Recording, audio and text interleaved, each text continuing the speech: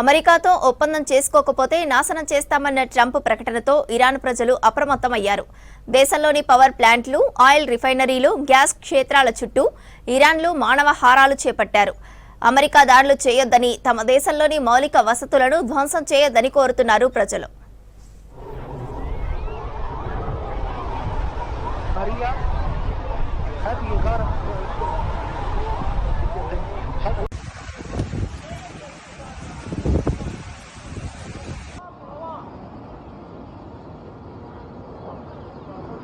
Pero otra drone acá.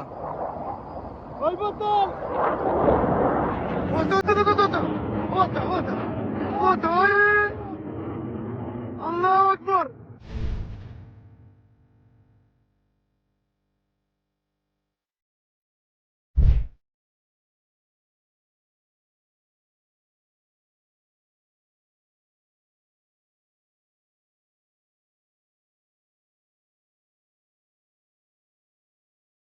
Hormuz జలసంధిని తిరిగి తెరిచేందుకు ఇరాన్కు అమెరికా అధ్యక్షుడు ట్రంప్ ఇచ్చిన గడువు మరికొన్ని గంటల్లో ముగియనుంది.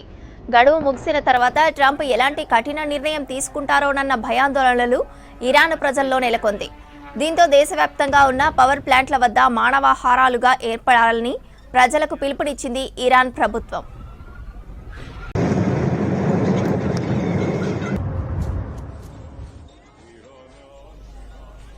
అమెరికాతో ఒప్పందం చేసుకోకపోతే నాశనం చేస్తామన్న ట్రంప్ ప్రకటనతో ఇరాన్ ప్రజలు అప్రమత్తమయ్యారు. దేశంలోని పవర్ ప్లాంట్లు, ఆయిల్ రిఫైనరీలు, గ్యాస్ క్షేత్రాల చుట్టూ ఇరానీలు మానవహారాలు చేపట్టారు. అమెరికా దాడులు చేయొద్దని, తమ దేశంలోని మౌలిక వసతులను ధ్వంసం చేయొద్దని కోరుతున్నారు ప్రజలు. హార్ముజ్ జలసంధిని తిరిగి తెరిచేందుకు ఇరాన్కు అమెరికా అధ్యక్షుడు ట్రంప్ ఇచ్చిన గడువు మరికొన్ని గంటల్లో ముగియనుంది. గడువు ముగిసిన తర్వాత ట్రంప్ ఎలాంటి కఠిన నిర్ణయం తీసుకుంటారోనన్న భయాందోళనలు ఇరాన్ ప్రజల్లో నెలకొంది. దీంతో దేశవ్యాప్తంగా ఉన్న పవర్ ప్లాంట్ల వద్ద మానవహారాలుగా ఏర్పడాలని ప్రజలకు పిలుపునిచ్చింది ఇరాన్ ప్రభుత్వం. అమెరికాతో ఒప్పందం చేసుకోకపోతే నాశనం చేస్తామన్న ట్రంప్ ప్రకటనతో ఇరాన్ ప్రజలు అప్రమత్తమయ్యారు.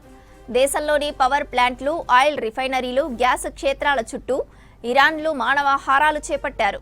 అమెరికా దాడులు చేయొద్దని, తమ దేశంలోని మౌలిక వసతులను ధ్వంసం చేయొద్దని కోరుతున్నారు ప్రజలు.